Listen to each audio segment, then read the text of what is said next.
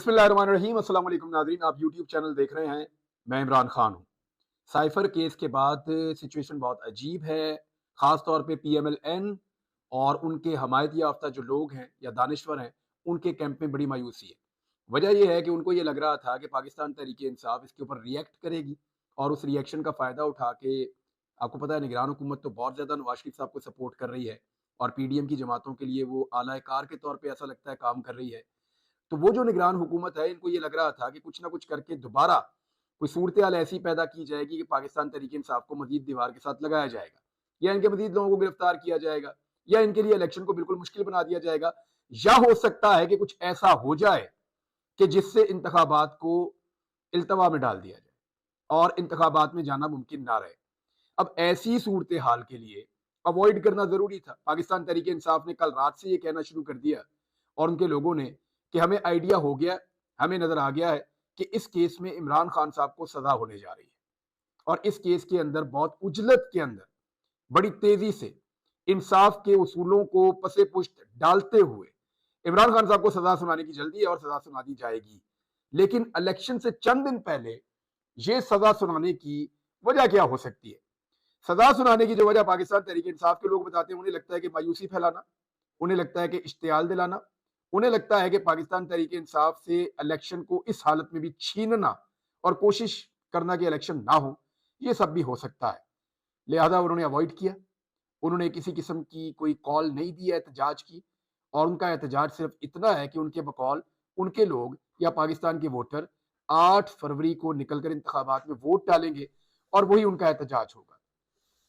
वो वोट के जरिए से कहते हैं जी हम हर चीज का बदला लेंगे, पाकिस्तान तहरीक इंसाफ का ये कहना है। अब आ रहे हैं साइफर के ऊपर जिसमें इमरान खान साहब को सजा हुई। थोड़ी सी चीजें वो बताऊंगा और कुछ फैक्ट्स आपके सामने मैं वो रखने वाला हूं जिससे आपको कुछ नई चीजें पता चलेंगी।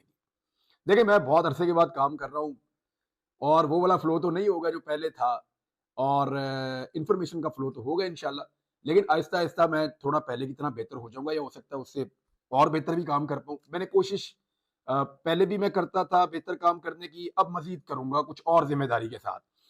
अच्छा, इसमें जो है वो एक तो शहबाज शरीफ साहब का दावा आया था जब इमरान खान साहब ने साइफर के बारे में बात की थी पहली मरतबा। तो शहबाज शरीफ साहब ने 28 मार्च 2022 को दावा किया था, ये उस वक्त अपोजिशन लीडर थे। इन्होंने कहा था कि इमरान खान वो खत कौमी असेंबली में लाएं। अब वो साइफर मांग रहे थे कौमी असेंबली के अंदर। शहबाज शरीफ, अगर गैर मुल्की मुदाखलत साबित हुई तो मैं इमरान खान के साथ खड़ा हो जाऊंगा। अच्छा, जो नेशनल सिक्योरिटी कमेटी की मीटिंग इमरान खान साहब ने ली थी बतौर वजीर आजम अपने आखिरी दिनों में, उसमें भी इसको गैर मुल्की मुदाखलत करार दिया गया था।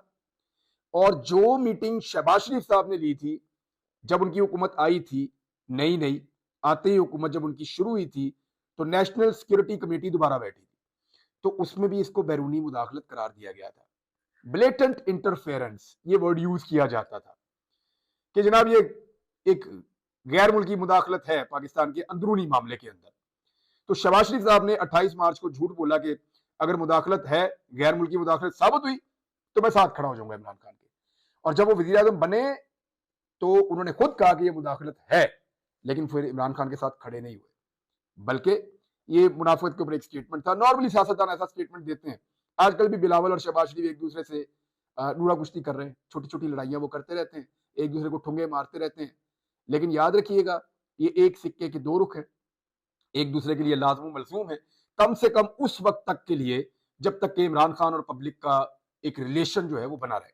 यानी जब तक पाकिस्तान तहरीक इंसाफ और पब्लिक इनके बीच में एक रिश्ता होगा और पाकिस्तान तहरीक इंसाफ एक मकबूल जमात होगी, तब तक ये 4-5 जमातों को आप भूल जाएं कि ये एक दूसरे से रियली में कोई मुखालफत कर पाएंगी। पीपल्स पार्टी, पीएमएलएन, फजल रहमान साहब की पार्टी, और आप एएनपी को इसमें शामिल कर लें, एमक्यूएम को शामिल कर लें, ये जमातें एक दूसरे से दूर नहीं जा सकती। इमरान खान की मुखालफत ने इनको खून के रिश्ते की तरह आपस में बांध दिया है। बहरहाल फजल रहमान साहब ने यह कहा था 28 मार्च 2022 को कि इमरान खान ने एक और ड्रामा किया, खुद ही पर्चियां लिख रहे हैं, इनके खात्मे का वक्त आ चुका है, अब पर्चियां वर्चियां नहीं बचा सकती। ये फजल रहमान साहब ने कहा था कि ये खुद ही इमरान खान साहब ने लिखा, साइफर वाइफर कोई नहीं है। बिलावल भुट्टो ने कहा हमारी मालूमात के मुताबिक वजीर आजम को मिलने वाला धमकी अमेज खत इमरान खान के एक वजीर ने किसी सफीर से खुद लिखवाया है और अपने आप को भिजवाकर वजीर आजम दिखाया है। देखिए, अब इनके सारे झूठ इनके सामने आ रहे हैं। अब उसी साइफर के ऊपर इमरान खान को सजा हुई है जिसको ये कहते थे ये है ही नहीं, ये तो खुद बनाया है, ये तो पर्ची खुद लिखी है, इसका तो वजूद ही नहीं है। अच्छा, अब 31 मार्च को जब कौमी सलामती कमेटी का इजलास हुआ और उसके अंदर जब ये सारी चीजें सामने आई, तो 5 अप्रैल 2022 को मरियम नवाज ने कहा कि वज़ीर आज़म इमरान खान की जानिब से 27 मार्च को जलसे में लड़ाए गए खत को उन्होंने जाली करार देते हुए दावा किया कि मज़कूरा खत की ड्राफ्टिंग दफ्तर खारजा में बैठकर की गई है। उन्होंने कहा ना ये खत था ना है, ये महज एक ड्रामा है। अब उसी के ऊपर इमरान खान को सजा हुई है। शाहिद खकान अब्बासी ने कहा था कि ये खत है ही नहीं, ये तो सिर्फ एक ड्रामा है, और उसी खत के ऊपर अब इमरान खान को सजा हुई है। अच्छा, फिर इमरान खान साहब की हुकूमत गिर गई, बहुत सारे लोगों ने बहुत सारी बातें की, हमारे बहुत सारे सहाफ़ी हैं, एक ने तो ये भी कहा कि मैं सहाफ़त ही छोड़ दूंगा अगर ये खत साबित हो गया तो, या ये साबित हो गया कि कोई ऐसा साइफर मौजूद है, मैं सहाफ़त ही छोड़ दूंगा। आज साबित नहीं हुआ, आज इमरान खान को उसके ऊपर सजा हो गई है, तो वो सहाफ़ी सहाफ़त छोड़ देंगे? Is it possible? ऐसे दावे नहीं करने चाहिए और ऐसे झूठ बोलने नहीं चाहिए जो कल को आपके पकड़े जाते हैं। 5 अक्टूबर 2022 को मरियम नवाज ने अपना बयानिया बदल दिया। उन्होंने कहा कि साइफर लाखों आते रहते हैं, और पहले जिस साइफर को वो ड्रामा कह रही थी, बाद में उन्होंने उस साइफर को कबूल कर लिया। फिर कहा जी साइफर गुम कर दिया, कभी कहते थे साइफर जो है उसका गलत फायदा उठा लिया, कभी कहते थे जी गद्दारी कर दी। तो इस साइफर को लेकर सब लोगों ने अलग अलग मौकिफ रखा। वो हर उस मौकिफ को अपनाना चाहते थे जिससे इमरान खान को डैमेज हो, लेकिन अल्टीमेटली हुआ क्या? एक फैसला हो गया। अब ये फैसला जो है, इसमें सब के सब जो मौजिज़ जज जिन्होंने ये फैसला दिया है, उनके फैसले के ऊपर तनकीद कर रहे हैं, और टिका के तनकीद कर रहे हैं। हक है कि आप फैसले के ऊपर उसको सही या गलत कह सकते हैं अपनी अपनी दानिश में। आप उसको गलत भी कह सकते हैं, नाइंसाफी वाला भी कह सकते हैं, फैसला है वो। अब मुझे ऐसा लगता है कि जो मज़कूरा जज हैं, उनके फैसले ने इमरान खान साहब पे बहुत बड़ा एहसान किया है। ये फैसला इतना उजलत में किया गया, इसके ट्रायल के अंदर इतने ज्यादा लकूनाज हैं, ये फैसला इतना कमजोर है, इस फैसले के अंदर इतनी सारी गलतियां हैं कि जिस वक्त इमरान खान साहब इस मामले को उठाएंगे, टेकअप करेंगे, ये उड़ जाएगा। मेरा नहीं ख्याल कि इमरान खान साहब पे इस तरह का फैसला देकर इस केस में इससे बड़ा कोई एहसान किया जा सकता था।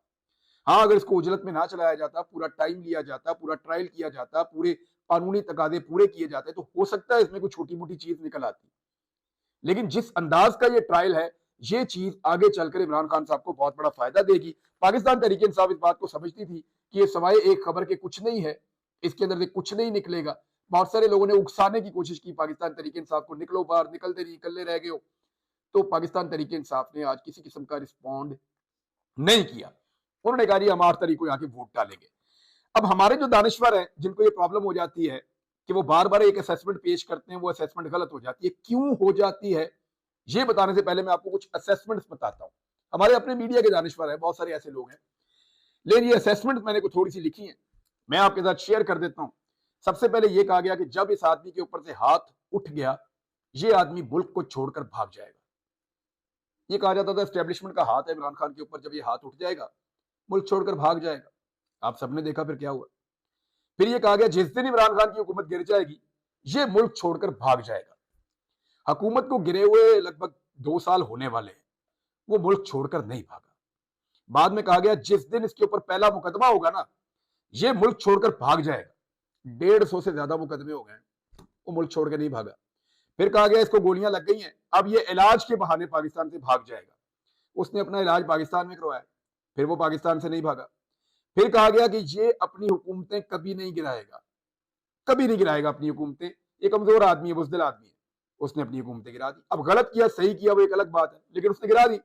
फिर कहा गया कि ये गिरफ्तारी से बहुत ज्यादा खौफजदा है, बहुत डरता है गिरफ्तारी से। वो गिरफ्तार भी हो गया, 2 दफा गिरफ्तार हुआ। फिर कहा गया ये गिरफ्तार होते ही रोना शुरू हो जाएगा और माफी मांगते हुए भाग जाएगा। लेकिन आपने देखा कि उसकी गिरफ्तारी को भी बहुत सारे दिन हो गए, 6 माह होने वाले हैं। अब वो गिरफ्तारी से डर के भागना या रोना पिटना, वो चीजें तो कहीं रिपोर्ट नहीं हुई। दूसरी बात यह है कि मुझे ऐसा लगता है इमरान खान साहब घेर घार के सिस्टम को वही ले आए जहां वो लाना चाहते थे। इस बात का सबको अंदाजा था, उनके करीबी लोगों को, कि वो गिरफ्तारी से नहीं डरता। लेकिन इमरान खान ने शायद ये यकीन दिला दिया अपनी मुखालिफ सियासी जमातों को और बाकी लोगों को कि मैं गिरफ्तारी से डरता हूं, और उन्होंने इसी यकीन की बुनियाद पे ये आखिरी पत्ता भी चल दिया। अब वो गिरफ्तार हो गया, तो व्हाट नेक्स्ट, और क्या किया जा सकता है। फिर ये कहा गया कि ये शख्स गिरफ्तार होते ही रोना शुरू हो जाएगा, माफी मांगेगा, भाग जाएगा। ना वो रोया, ना उसने माफी मांगी अभी तक। फिर कहा गया, ये प्रोपेगेंडा किया गया कि वो जेल में रो पीट रहा है, गिड़गिड़ाया है, और बार बार इस तरह की बातें की कि आज इमरान खान रो रहा था, पीट रहा था, माफी मांग रहा था, गिड़गिड़ा रहा था, कह रहा था मेरे से बात कर लो। लेकिन फिर हाई कोर्ट का एक ऑर्डर आया और उसमें यह कहा गया कि इन कैमरा ट्रायल नहीं हो सकता, आप सहाफियों को लेकर जाएं और उनको दिखाएं कि ट्रायल में क्या हो रहा है। आजादाना ट्रायल होना चाहिए ना, मुनसिफाना, सबको नजर आए। तो जब सहाफी वहां पे पहुंचे तो अंदर से कहानियां कोई और निकल आई। उन्होंने बताया जी वो तो फिट है, वो तो तेज तेज चलता है। उन्होंने बताया जी वो हंसता भी है। उन्होंने बताया वो मुस्कुराता रहता है। अब जब केस का फैसला सुनाया गया तो इमरान खान साहब मुस्कुरा रहे थे। कुछ लोग लिख रहे हैं कि फैसला सुनाने वाले शायद थोड़े से दबाव में या टेंशन में, ऐसा लग रहा था। माहौल भी ऐसा होता है, फिर जेल के अंदर ट्रायल इतना आसान होता भी नहीं है। लेकिन वो ये कह रहे थे कि जो आदमी जेल के अंदर मौजूद था इमरान खान ही, और उसने जज को कहा आपको जल्दी हो सकती है फैसला सुनाने की, मुझे नहीं है, मैंने तो यहाँ जेल में ही रहना है। इमरान खान ज़हनी तौर पर तैयार है जेल में रहने के लिए। लोग कहते थे नशा करता है, 2 दिन के अंदर इसके होश ठिकाने आ जाएंगे। 10 साल 15 साल पुरानी बातें शायद लोग कोट करते होंगे, लेकिन कोई भी उनका अंदाजा या उनका दावा सच साबित नहीं हुआ।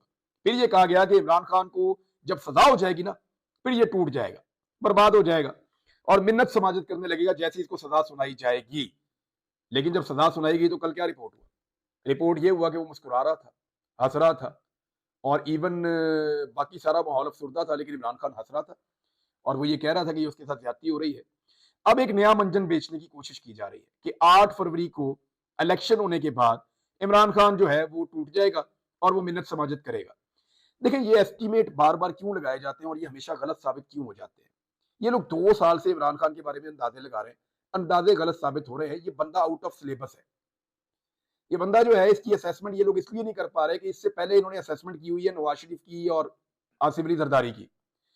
अब जिन हमारे दानिश्वरों ने नवाज शरीफ और आसिफ अली जरदारी की असेसमेंट की हुई है ना, वो उसी पैमाने के अंदर इमरान खान को रख के तोड़ते हैं।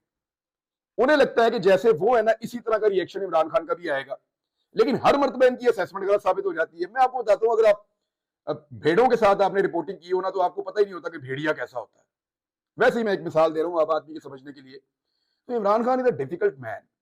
वो इस तरह नहीं था जिस तरह ये बाकी है। यही आप नवाज शरीफ को इमरान खान के साथ या जरदारी को इमरान खान के साथ आप कंपेयर नहीं कर सकते। थोड़े दिन के बाद सारे ये बात मानेंगे और माननी पड़ जाएगी, क्योंकि अब तक के हालात तो यही बता रहे हैं कि सारी असेसमेंट्स अब तक गलत साबित होती चली जा रही हैं। जो पैमाने आपने सेट किए हैं वो नवाज शरीफ और जरदारी को देखकर आपने बनाए हैं, लेकिन जब उन्हीं पैमानों को आप लाके जुल्फिकार अली भुट्टो पे रखेंगे तो नहीं होगा। जब उन्हीं पैमानों को लाकर आप लियाकत अली खान पे रखेंगे तो नहीं होगा। उन्हीं पैमानों को लाकर आप फातिमा जिन्ना पे रखेंगे तो नहीं होगा। और उन्हीं पैमानों को लाकर आप लीडर में और डीलर में फर्क होता है। गलती यहां हो गई कि इन्होंने एक ऐसे सियासतदान को जो डीलर है या ताजिर है, उसको इन्होंने लीडर समझ लिया और अब उसका कंपैरिजन कर रहे हैं एक ऐसे आदमी से जो वाकई में लीडर है। तो ये फर्क तो फिर पड़ना था और ये फर्क हो रहा है। अच्छा, एक और चीज ये है कि जो हरबे इस्तेमाल किए गए पाकिस्तान तहरीके इंसाफ के खिलाफ या वोटर के खिलाफ, उन्होंने कोशिश की कि वोटर जो है वो पाकिस्तान तहरीके इंसाफ का मायूस हो जाए, निकल के वोट ना डाले। वो हरबे मैं आपके सामने रख देता हूं, लेकिन फिलहाल उन्होंने काम नहीं किया। लेट्स सी आगे काम करते हैं या नहीं करते। नंबर एक ये कि इंतखाबी निशान वापस ले लिया। पहले इलेक्शन कमीशन पे बहुत तनकीद हुई, फिर काजी फायद ईसा पे बहुत तनकीद हुई और आइंदा भी होगी काजी फायद ईसा पे तनकीद, और काजी फायद ईसा साहब पे होती भी रहेगी और होनी भी चाहिए तनकीद। और गलत फैसले को गलत कहना जो है वो बहुत जरूरी है। माजी में भी जरूरी था, आज भी जरूरी है और अभी भी तनकीद हो रही है इंतखाबी निशान पल्ला वापस लेने पे। नंबर 2, सियासी वाबस्तगियां छुड़ाई गई लोगों से, यानी लोगों को मजबूर किया गया। वो प्रेस कॉन्फ्रेंस करते थे, गायब होते थे, वापस आके कहते थे जी हमारा ताल्लुक नहीं है पाकिस्तान तहरीके इंसाफ से, इमरान खान से। वो डिसोन करते थे तहरीके इंसाफ को, ताकि लोग जो है वो मायूस हो जाएं। फिर कागजात छीनने का आगाज हुआ। जब इलेक्शन हुआ, कागजात जमा करवाने की बात हुई, कागजात छीनना शुरू कर दी। यानी ये पाकिस्तान की तारीख में पहली दफा हुआ। आज तक हमने नहीं देखा कभी किसी के कागजात छीने गए। कागजात छीने जा रहे थे, तो जो कागजात बड़ी मुश्किलों से जमा हो गए वो कागजात मुस्तरद करवाने का आगाज हुआ और पाकिस्तान की तारीख में रिकॉर्ड कागजात मुस्तरद हो गए। वो अलग बात है कि अदालतों में जाके उनमें से बेशतर जो है वो मंजूर हो गए, लेकिन रिकॉर्ड कागजात मुस्तरद हुए पाकिस्तान की तारीख में। इससे भी वोटर को मायूस करने की कोशिश की गई। फिर एक कुछ जो हम ख्याल सहाफी हैं उनके जरिए से बयानियां फैलाया गया, जिसमें सोहेल वड़ाइच साहब हैं, कुछ नए लोग हैं, पुराने लोग हैं। वो ये कहते रहे कि कबूलियत नहीं है जी इमरान खान की, ताकि जो वोटर है वो ये सोचे कबूलियत ही नहीं है तो हुकूमत तो आनी नहीं इमरान खान की। लिहाजा मायूसी फैलाने की कोशिश की गई। फिर जाली सर्वे करवाने शुरू किए गए। ये बिल्कुल वैसे जाली सर्वे हैं जैसे 17 जुलाई वाले इलेक्शन से पहले उड़ते 2022 में। उस वक्त यही सर्वे करने वाले लोग कह रहे थे कि पीटीआई की 1 सीट है या 2 सीटें हैं। मैं आपसे अर्ज कर रहा था कि 15 या 16 वो जीत जाएंगे, तो वो जीत गए, 15-16 सीटें जीत गए वो। तो उल्टा हो गया कि पीएमएलएन को जो है वो 3 सीटें मिली, और वो भी टका के शदीद धांधली करने के बाद कि हमजा शहबाज खुद वजीर आला पंजाब है और वो अपनी वजारत आला के अंदर इलेक्शन करवा रहा है और उसकी पार्टी इलेक्शन लड़ रही है, और वो सिर्फ 3 या पता नहीं 4 सीटें, एक आजाद था, वो इस तरह जीते हैं, बाकी पीटीआई जीत की सारा इलेक्शन 20 में से। तो अभी उस तरह के जाली सर्वे दोबारा किए जा रहे हैं। अब जाली सर्वे जो हैं उनमें ये बताने की कोशिश की जा रही है कि इमरान खान तो मकबूल ही नहीं है, लेकिन वो जमीनी हकायक से उनका कोई ताल्लुक नहीं है। इमरान खान साहब ने इन जाली सर्वे का पोल खोल दिया, क्योंकि रोजाना पोल खुलता है, किसी ना किसी जलसे में लोग बात ही नहीं सुन रहे होते, मियाँ साहब अकेले बोली जा रहे होते हैं, लोग खाना खाने आते हैं, शक्ल देखने आते हैं, फिर वो निकल जाते हैं। जब जलसे में मियाँ साहब बोलना शुरू होते हैं, लोग निकलना शुरू कर देते हैं उसी वक्त। ये भी एक प्रॉब्लम है। पुलिस उस दिन डंडे मार रही थी एक जलसे में कि तुसी आए हो तो गल पूरी सुन के जाओ मियाँ साहब दी। लोग कह रहे थे बस सुन ली गल, सानू जान दो। पुलिस उनको डंडे मार रही थी। अब एतवार को जो इमरान खान साहब ने एक रैलीज निकालने का कहा, तो जिस तरह पाकिस्तान भर में लोग निकले, उसके बाद वो जो सर्वे वाला काम है वो भी धड़ाम हो गया। एक चीज ये की गई कि इमरान खान साहब को उजलत में सजा सुना दी गई, और सजा इसलिए सुनाई गई ताकि मायूसी मजीद फैल जाए कि 10 साल तो इस बंदे ने आना ही नहीं, लिहाजा इसको वोट डालने का फायदा क्या है। और अब जो फाइनली कहा जा रहा है, या आने वाले दिनों में ज्यादा कहा जाएगा, वो ये कि बंदे इमरान खान को छोड़ जाएंगे, बंदे इमरान खान को छोड़ जाएंगे, क्योंकि ये आजाद नशिस्तों पे इलेक्शन लड़ रहे हैं, ये पार्टी के बाउंड नहीं होंगे। तो मैं आपको क्लियर कर दूं कि जिस वक्त इमरान खान की मकबूलियत बहुत नीचे थी, इमरान खान की हालत बहुत पतली थी, और इमरान खान के पास ऐसे बंदे मौजूद थे जिनको टिकट इमरान खान ने नहीं दिया था, वो टिकट कहीं और से आए थे, या अलीम खान या जहांगीर तरीन या इस तरह के लोगों ने और ने दिए हुए थे, तो उन लोगों ने चले ही जाना था। तो उस वक्त भी इमरान खान के जब बंदे तोड़े गए थे तो 10% बंदे नहीं तोड़े जा सके थे, यानी 20 बंदे टोटल टूटे थे उस वक्त इमरान खान की पूरा जोर लगाने के बाद, उस वक्त बुरे तरीन हालात में। और आज इमरान खान की मकबूलियत उससे बहुत ज्यादा है, और आज इमरान खान टिकट भी खुद दे रहे हैं, और टिकट दे भी सिर्फ वफादारी की बुनियाद पर रहे हैं। तो मुझे नहीं लगता कि इन लोगों के लिए आसान होगा, लोग जीना आराम कर देंगे जो इमरान खान को छोड़कर जाएगा। वो मुश्किल है, वो मुश्किल है। वो पार्टी अब एक और लेवल पे है। ये अलग बात है कि वो इलेक्शन जीतते हैं नहीं जीतते, इलेक्शन किस तरीके से होता है, धांधली के ऊपर या धांधली की कोशिशों के ऊपर और धांधली को रोकने के ऊपर हम कुछ और वीलॉग्स करेंगे। लेकिन मियां नवाज शरीफ साहब के लिए बुरी खबर है, उनके साथ बहुत गलत हुआ है, इस पे बात करेंगे हम अगले कुछ वीलॉग्स में।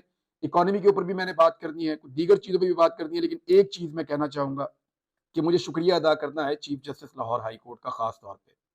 ये मेरे वालिद साहब ने मुझे बताई बात, मेरे भाइयों ने मुझे बताई, मेरे दोस्तों ने बताई कि उन्होंने बड़े दर्द दिल के साथ आवाज उठाई। कुछ और लोगों ने भी आवाज उठाई, वकुला का बहुत शुक्रिया अदा करूंगा, सहाफियों का, सबका, सबके नाम नहीं ले सकता, लेकिन उनका इसलिए कहूंगा कि उन्होंने बड़ी कोशिश की कि मुझे बाजियाब करवा लिया जाए। उन्होंने बड़ी कोशिश की कि मैं अपने घर वालों के पास, अपने बच्चों के पास वापस आ जाऊं। अल्हम्दुलिल्लाह मैं वापस भी आ गया। अल्लाह का लाख लाख शुक्र है, मैं अब काफी पहले से बेहतर भी हूं, और अल्लाह का बेशुमार शुक्र है कि मैं अपना काम भी दोबारा शुरू कर चुका हूं। चीफ जस्टिस साहब का मैं दोबारा शुक्रिया अदा करना चाहूंगा। अल्लाह ताला उनको इसकी जजा देगा। उन्होंने मुझे इंसाफ दिलाने के लिए कोशिश की। बाकी चीज़ें बहुत सारी है, मैंने बहुत सारी चीज़ें जमा भी की हुई है, बहुत सारे हमने रिसर्च भी किया हुआ है, वो चीज़ें आपके साथ मैं शेयर करूंगा। लेकिन अब तक के लिए इतना ही। अपना ख्याल रखिएगा, अपने इस चैनल का भी। अल्लाह हाफिज़।